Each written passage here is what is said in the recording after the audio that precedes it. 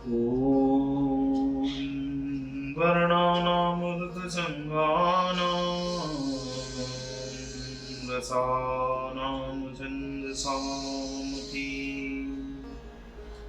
मङ्गलानां च कर्तारो वन्दे वाणी विनायको नारायणं नमस्कृत्य नरं चैव नरोत्तमं देवीं सरस्वतीं व्यासं ततो जयमुदीरयेत्।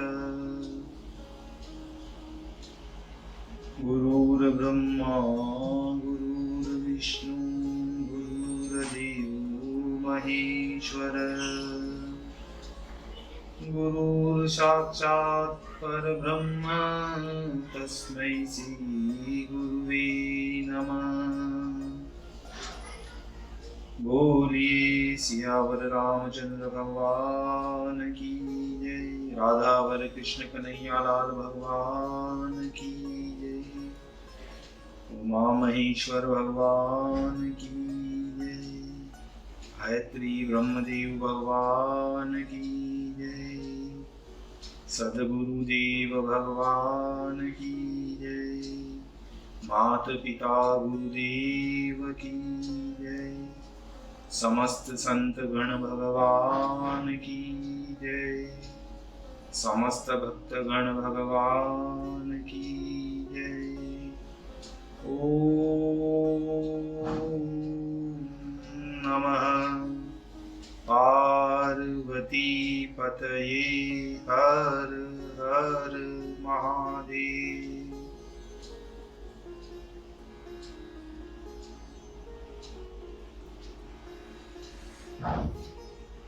तो मित्रों एवं श्रीमद् भागवत कथा के आप सभी श्रेष्ठ रसिक जनों श्रोतागण, अब तक हमने भगवान श्रीमद् भागवत कथा के इस अमृतमय कथा को क्रमबद्ध रूप से श्रवण करते आ रहे हैं। अब हम भगवान श्री भागवत कथा के तृतीय स्कंद के 15वें अध्याय की ओर कथा को अग्रसर करते हैं। आप सभी श्रेष्ठ श्रोतागण भगवान श्री राधा वल्लभ कृष्ण कन्हैया लाल की श्री चरणों में दृढ़ भक्ति रखते हुए कथा का श्रवण करें, कीर्तन करें, भजन करें, मनन करें। तो कहते हैं, इस 15वें अध्याय में गए अजडीग सब देव, अजने सब वर्णन कियो, सनकादिक को भेद, सनकादिक को भेद। मित्र जी कहते हैं कि देवताओं की पीड़ा की शंका से शत्रुओं के तेज का नाशक कश्यप जी का वीर्य दीति ने अति आनंद पूर्वक 100 वर्ष तक अपने गर्भ में धारण किया।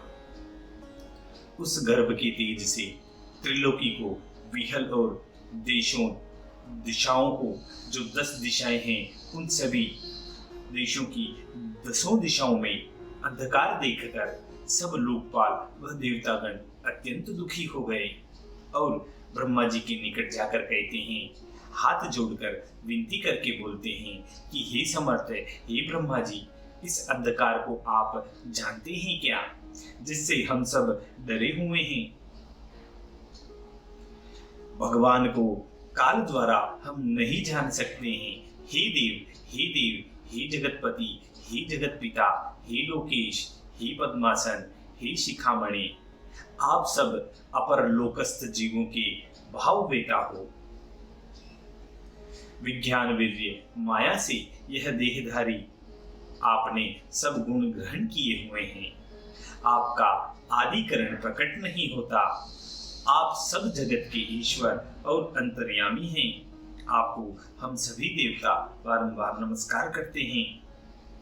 आत्मा की भावन आत्मा से मिले हुए सब भुवन और सत असत से जो परे जो आप हैं, हम आपको अनन्य भाव से भजन करते हैं, भजते हैं। उन सुंदर परिपक्व योग साधनाओं का श्वास इंद्रिय आत्मा जीतने वाले तुम्हारे प्रसाद से जिनको प्राप्त हुआ, उनका कहीं भी तिरस्कार नहीं होता है। जैसे रस्सी के वश में बेल होता है, उसी प्रकार आपकी वाणी रूप रस्सी में सब संसार बंधा हुआ है और यह सभी संसार बंद कर आपके अधीन हो बलि देते हैं। हे सब देवताओं में मुख्य, आपके अर्थ को हम नमस्कार करते हैं। हे भूमन, आप हमारा कल्याण करो और यह जो अंधकार से जो सब संसार के कर्म लुप्त हो रहे हैं और हम पर महा आपत्ति जो आ रही है, आप देवताओं में मुख्य ईश्वर हैं, हमारे सब कष्ट निवारण करने वाले हैं, अत्यंत दया की दृष्टि से आप देखने वाले हैं। हे जगतपते, हे नाथ, यह दीति का गर्भ है, इसमें कश्यप मुनि का पराक्रम झलक रहा है। इसने दसों दिशाओं सभी देशों में अंधकार कर दिया है। जिस प्रकार ईंधन में क्षण क्षण अग्नि अधिक होती जाती है, इसी भांति दीति का गर्भ बढ़ता चला जा रहा है। इसको निहार निहार नए नए भय उत्पन्न होते हैं। दिन रात कुछ नहीं जाना जाता। इससे चित्त को भी अत्यंत खेद होता है। तब मैत्रेय जी कहते हैं कि हे विदुर जी, हे महाबाहो, करतार शब्द की जानने वाले भगवान ब्रह्मा चतुरानंद हंसकर मधुर वाणी से उन देवताओं को प्रसन्न करते हुए कहते हैं। ब्रह्मा जी बोलते हैं, हे देवगणों, तुमसे भी प्रथम मेरे मन में 4 कुमार उत्पन्न हुए हैं, सनक, सनंदन, सनातन और सनत कुमार। ये परमेश्वर के पूर्ण भक्त हैं। आकाश मार्ग होकर त्रिलोकी में सदा निष्प्रयोजन यह घूमते रहते हैं। एक समय की बात है, सनकादिक पवित्र आत्मा श्री स्वर्गनाथ की साक्षात दर्शन करने को वैकुंठ जाते हुए, जिस वैकुंठ को सब नमस्कार करते हैं, जिस वैकुंठ की सब पुरुष श्री विष्णु भगवान के समान चतुर्भुजी हैं, जिससे कोई प्रयोजन नहीं, उससे निमित्ति के धर्म से श्रीमन नारायण का पूजन करते हैं। जिस वैकुंठ लोक में आदि पुरुष शब्द मात्र के वक्ता श्री विष्णु नारायण विराजते हैं, शुद्ध सत्वमय स्वरूप धारण किए विरजा नदी के तीर पर अपने पार्षदों को सदा सुख देते रहते हैं। जहां निरंतर सुखदायक नामक वन है, जिसमें सब कामना पूर्ण करने वाले फल फूलों से शोभित सुंदर सुंदर वृक्ष लगे हुए हैं। यह बाग षड ऋतु की शोभा से 8 याम प्रकाशित होता रहता है, मानो केवल ये मूर्तिमान हो विराजमान है।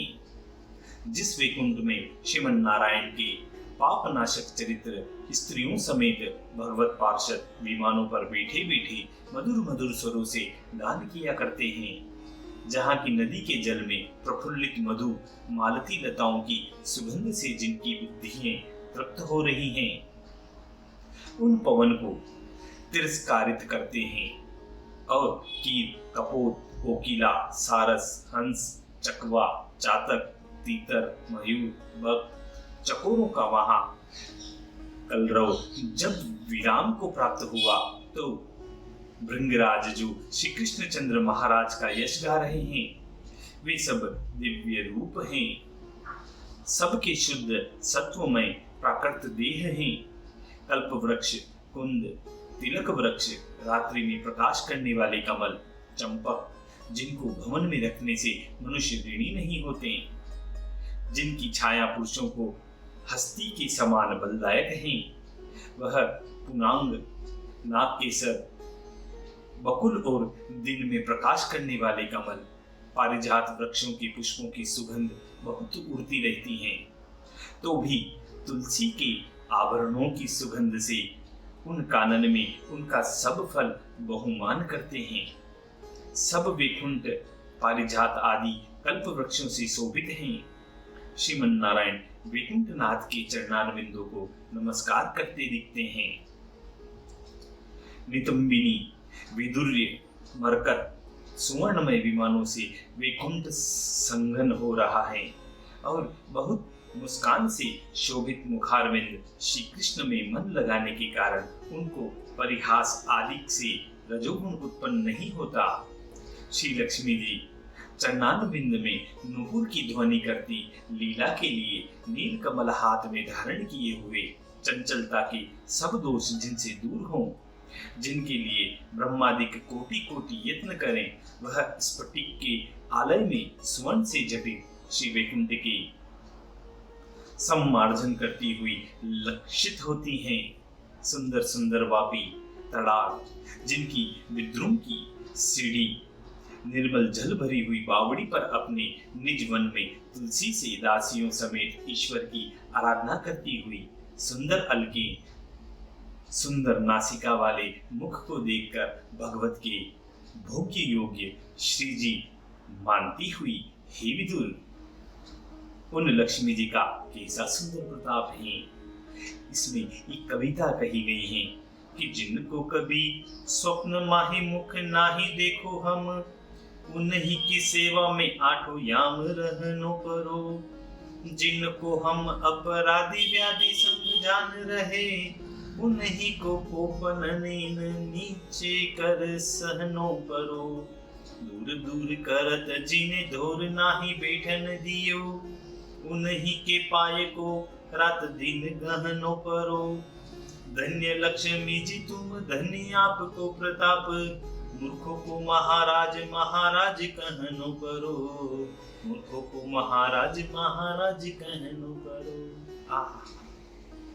उस वैकुंठ में वे लोग नहीं जाते जो पापहारी श्री वृंदावन विहारी के चरित्रों को त्याग कर विषय की बढ़ाने वाली बुद्धि की विनाश करने वाली कहानी सुना करते हैं, वे वैकुंठ नहीं जा सकते। बड़ी खेद की बात है कि भाग्यहीन पुरुषों ने जो कुत्सित कथा सुनी, उसके सब मनोरथ नाश हो जाते हैं। कोई उनकी रक्षा नहीं करता और वे नरक में ही डाले जाते हैं। जिस मनुष्य देह को ब्रह्मा दिख चाहे, उस मनुष्य गति को पाकर ज्ञान तत्व का विषय धर्म सहित जिस देह से प्राप्त कर जो श्री कृष्ण चंद्र आनंद कंद का आराधन नहीं करते हैं, वे अज्ञानी मूर्ख इन्हीं भगवान की माया से अत्यंत मोहित होते हैं। यह महाखेद की बात है।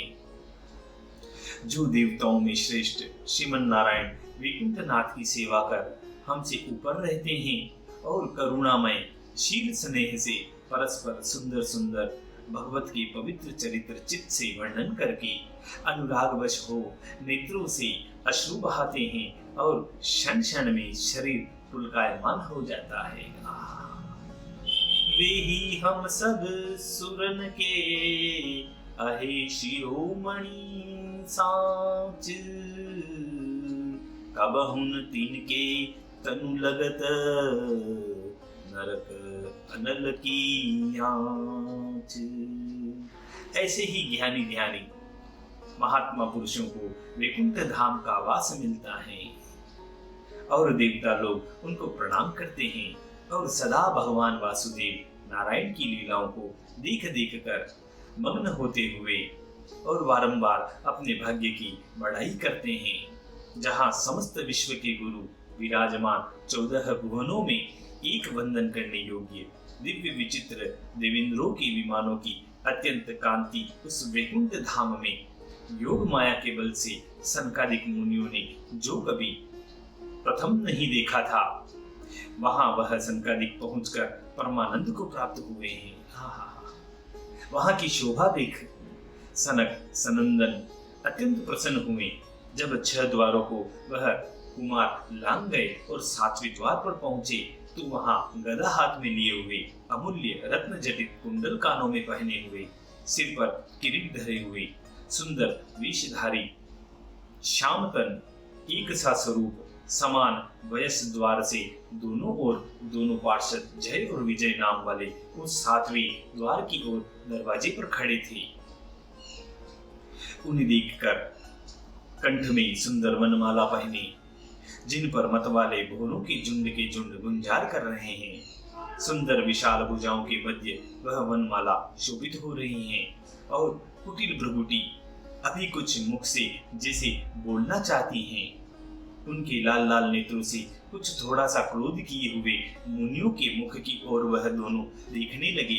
वह उन सनत कुमारों की तरफ कुछ क्रोध की दृष्टि से आंखों से उन सनत कुमार जी को देखते हैं। दोनों जय और विजय कंचन में जटित हीरे के कपाट की अनुपम शोभा ऐसे पहले 6 द्वारों को जैसे वह लांघते आए, उसी भांति इनको देखते इस द्वार में भी वह मुनि घुसने लगे, क्योंकि उन 6 द्वारों पर उन मुनियों को किसी ने नहीं रोका। तब वह 7वें द्वार पर भी सनत कुमार मुनि घुसने लगे, क्योंकि सर्वत्र वे अविषम दृष्टि हैं, अतएव उन्हें कोई नहीं रोक सकता। जिनको कुछ भी भय नहीं अर्थात निशंक चले जाते हैं। हरि के द्वारपालों से कुछ नहीं पूछा, जैसे सरलता से और लोकों में विचरते थे, उसी भांति वह वैकुंठ लोक को उन मुनि कुमारों ने समझा। वह पवन आधारी चारों कुमार बुद्धिमान दिखते हैं। 5 वर्ष की उनकी अवस्था है। आत्म तत्व के पूर्ण ज्ञाता, रोकने योग्य नहीं है। उन संकादिकों को भगवत के प्रतिकूल शीलवान दोनों पार्षद जय और विजय वेद से भगवत के तेज को हंसकर उन सनत कुमारों को वह दोनों जय विजय रोकने लगे। देवताओं में सुंदर पूज्यतम श्री वैकुंठ नाथ के द्वारपालों ने उन सनत कुमारों को वैकुंठ में जाने से निषेध किया। तब अत्यंत प्यारे श्रीमन नारायण के दर्शन की इच्छा भंग होने से उन मुनियों के मन में दुख मानकर क्रोध से लाल लाल नेत्र कर लिए। संकादिक मुनि बोले कि तुम दोनों कौन हो, जो बड़ी भारी भगवान की परिचर्या कर इस वैकुंठ में पुरुष जो आता है, जो पूर्ण भगवत भक्त हैं। यहाँ सब वैकुंठवासी सील के सागर और सुख की राशि हैं। किसी के मन में अहंकार विकार नहीं है। यहाँ पर सब वस्तु को एक सार समझते हैं। तुम वैकुंठ के मध्य में ऐसे विषम स्वभाव वाले होकर कैसे बस रहे हो? इस वैकुंठ में प्रशांत पुरुष श्री भगवान वासुदेव के विग्रह दर्शन करने को भगवत भक्त बिना और कौन यहाँ आ सकता है? भगवत भक्त ही आ सकता है। जैसे तुम आप कपटी हो, ऐसे और को भी कपटी समझते हो। तुम दोनों द्वारपालों हमको रोक रहे हो, तुम कपटी हो तो दूसरों को भी ऐसे ही कपटी समझते हो क्या?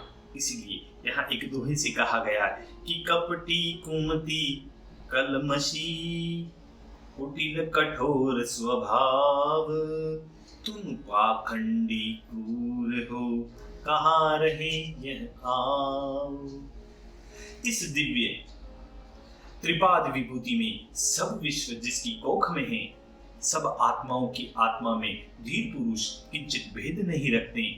जैसे आकाश में आकाश का भेद नहीं होता, इसीलिए तुम भी श्री हरि के से वेशधारियों में यह भेद कैसे उत्पन्न हुआ? हमने जाना कि तुम परमेश्वर के दास नहीं हो। हमें लगता है तुम उन भगवान के दास नहीं हो, केवल पेट भरने वाले हो। जैसे पेट भरने वाला दूसरे उदर पोषक को देखकर भय मानता है, ऐसे ही हमें तुम लग रहे हो। देखिए, यहाँ एक शंका भी आती है। शंका यह है कि प्राणियों की बुद्धि का नाश करने वाले काम क्रोधाधिक अनेक शत्रु वैकुंठ में नहीं है। ऐसा हमने सब शास्त्रों और पुराणों में सुना है, पढ़ा है। फिर जय विजय जो कि बुद्धि में, उनकी बुद्धि में भेद क्यों हो गया? उन जय विजय की बुद्धि में कि यह ब्राह्मण सनक सनकादि वैकुंठनाथ भगवान के पास जाकर कुछ उत्पात करेंगे तथा दूसरे फिर सनकादिक मुनियों के लाल मुख हो क्रोध क्यों किया? वे वैकुंठ लोक काम क्रोध भेद आदि का समुद्र क्यों हो गया? इस प्रकार की शंकाएं आती हैं। तो उसके उत्तर में कहते हैं कि भगवान ने भृगु जी की स्त्री को जब मार डाला था तब भगवान के नेत्र क्रोध में लाल हो गए थे। तब ऐसे ईश्वर के रूप को देखकर संकादिक भगवान ने पूछने लगे कि हे वैकुंठनाथ, आप तो बड़े दयालु हो, आप में कामदेव का छोटा भाई जो क्रोध है वह क्यों है? श्री भगवान संकादिक से कहते हैं कि हे ब्राह्मणों, सब प्राणियों की इंद्रियां महाप्रबल हैं, योगियों के चित्त को खींचकर खोटे मार्ग में यह डाल देती हैं, तो मैं दिन किस गणना में आता हूँ? प्रबल इंद्रियों के वशीभूत होकर मेरे मन में भी क्रोध आ गया। भगवान के ऐसे वचन सुनकर, अमृत वचनों को सुनकर संकादिकों ने नहीं माना और बड़े अभिमान से संकादिकों ने कहा कि क्या इंद्रियां ऐसी प्रबल हैं? इंद्रियां कुछ भी नहीं कर सकती। भगवान ने संकादिकों के अभिमान को जानकर कुछ कालोपरांत अपने पार्षद जय विजय को माया के वश में करके संकादिकों को रुकवा दिया, उनका अवहेलना कर दी और संकादिकों के हृदय में भी क्रोध की अग्नि भड़काकर जय विजय को संकादिकों से शाप दिलवा दिया। भगवान ने यह भी समझा कि जय विजय को दुख होगा, परंतु संकादिक का मान अवश्य दूर होना चाहिए। जो उनको अभिमान हो गया वह दूर होना चाहिए, क्योंकि भगवत के हृदय में अभिमान का अंकुर उत्पन्न होना अत्यंत दुखदायी कहा गया है। इस प्रकार हमें इस शंका का निवारण समझना चाहिए। तब आगे कहते हैं कि इस कारण श्री वैकुंठनाथ परम श्रेष्ठ ईश्वर के पास सत तुम मंदभागियों को जिसमें कल्याण हो वह हमने करने का विचार किया है। इस वैकुंठ से तुम लोग उन लोकों में जाओ जहाँ भेदभाव दृष्टि से काम क्रोध लोभ ये पापी रहते हैं। संकादिक मुनियों ने उन दोनों द्वारपालों जय विजय को यह शाप दे दिया कि तुम उन लोकों में जाओ जहाँ काम क्रोध लोभ पापी रहा करते हैं। यही तीनों इस प्राणी के शत्रु हैं। अति घोर ब्रह्म शाप जो अस्त्रों के समूह से निवारण न हो सके, ऐसा महाघोर शाप मुनियों के मुख से श्रवण कर वह दोनों पार्षद कांपने लगे और अति कातर होकर उन मुनियों के चरणों में गिड़गिड़ा कर गिर पड़े और कहते हैं, उन मुनियों से कहते हैं, हे नाथ, हे मुनिगण, जो दंड आपने हमें दिया वह पाप योनि हमें अंगीकार है, हम इसे स्वीकार करते हैं, परंतु वासुदेव की अवज्ञा रूप हमारा अपराध दूर हो जाए, चाहे हम नीच से नीच योनि में जाए तो भी हमें आनंद ही होगा। परंतु आपकी कृपा से भगवत की समृद्धि का नाशक मोह हमको न हो, इस प्रकार हमने अज्ञान से आपको रोका, उसका फल तत्काल नेत्रों से हमने यह देख लिया, आपने हमें शाप दे दिया। अब हमारा अपराध आप क्षमा करो और कृपा पूर्वक हमें यह वर दीजिए। यहाँ देखिए, आप तो पात की पावन हो, अब कीजे क्षमा अपराध हमारो, भूल के चूक भई हमसे प्रभु जानु नहीं कुछ भेद तुम्हारो, शाप नहीं वरदान है यह अभिमान गुमान मिटावन हारो, यह वर और दया कर दो हरि ध्यान कभी बिसरे न बिसारो। दोनों जय विजय उन मुनियों से कह रहे हैं कि हमारा जो आपने शाप दिया है ये वरदान रूपी है, हमारा अभिमान गुमान मिटा दो, पर एक वर और दे दो कि भगवान के ध्यान में, भगवान का ध्यान हमसे कभी नहीं बिसरे, हमसे दूर न हो। तो इस प्रकार उसी समय बड़ों के मन मोहने वाले कमलनाथ भगवान अपने पार्षदों से अपने प्यारे भक्तों का अपराध हुआ जानकर परमहंस महामुनि जिन चरणों को खोजते हैं उन चरणों से श्री महालक्ष्मी जी समेत वहां आकर आप भगवान स्वयं उपस्थित हो गए। भगवान लक्ष्मी जी समेत द्वार पर आ गए। देखा जय विजय को सनत कुमारों ने शाप दे दिया है। भगवान उपस्थित हुए द्वार पर। भगवत पार्षद श्री नारायण के उपयोगी छत्र चामड़ लिए भगवान के संग आ रहे हैं। नेत्रों के सन्मुख हुए अपनी समाधि रूप भाग्य से हंस तुल्य दो पंखों के समान सुखदायक पवन से चलायमान शुक्ल चंद्रवत छत्र की मोतियों की झालरों से जलकण झलकते हैं। ऐसे श्री वैकुंठनाथ को सबने दर्शन किया। सब पर प्रसन्न होने से सुमुख चाहने योग्य सुंदर तेज प्रेम युक्त कटाक्ष से हृदय को स्पर्श करें और श्याम विशाल वक्ष स्थल श्रीजी से शोभित हैं। स्वर्ग का सिर मुकुट अपने वैकुंठ को शोभित करते हैं। पीतांबर धारण किए हुए हैं। दमकती हुई शुद्र घंटिकाओं से शोभित जिन पर भ्रमर गुंजार रहे हैं, इसी मनोहर मनमाला धारण किए हुए 4 भुजाधारी जिनमें भुजबंद कड़े विराजे हैं। एक हाथ गरुड़ पर धरे, दूसरे हाथ में कमल को घुमाते हुए विदुचक्ठा की धूति दूर करने वाले मकराकृति कुंडलों से शोभित कपोल हैं उनके।